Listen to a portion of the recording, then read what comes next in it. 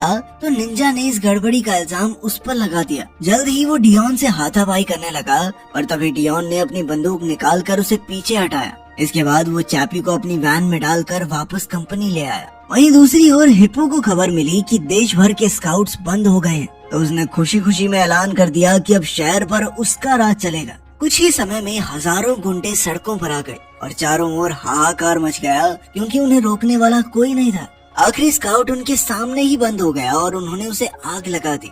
उधर police station में सभी पुलिस वाले हथियारों से लैस होकर मामला संभालने निकले। वहीं लैब में विंसेंट देश भर में हो रही दुर्घटनाओं की खबर देखकर खुश हो रहा था, क्योंकि आखिरकार उसका प्लान कामयाब हो गया था।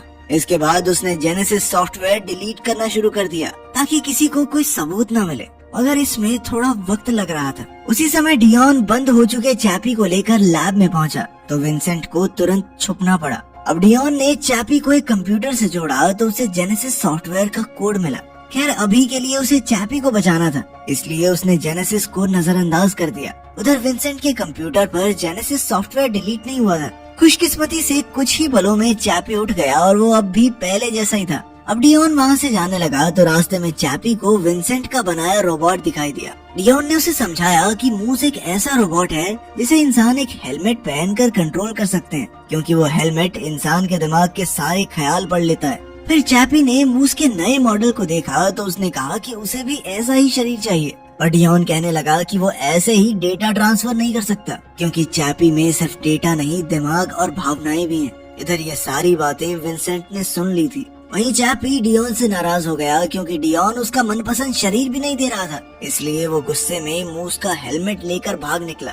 उधर पुलिस वालों ने कंपनी की बिल्डिंग को घेर लिया था। तब विंसेंट तुरंत अपना कंप्यूटर बंद करके वहाँ से निकल गया, लेकिन वो गार्ड की निकालना भूल गया। उधर डियोन मिशेल से मिला तो मिशेल ने उसे किसी भी कीमत पर सभी स्काउट्स को ठीक करने को कहा। उधर विंसेंट अपने प्लान के मुताबिक मिशेल के पास गया और कहने लगा कि अब मूस रोबोट का इस्तेमाल करने का समय आ चुका है, पर मिशेल ने तो अब भी उसकी बात नहीं मानी।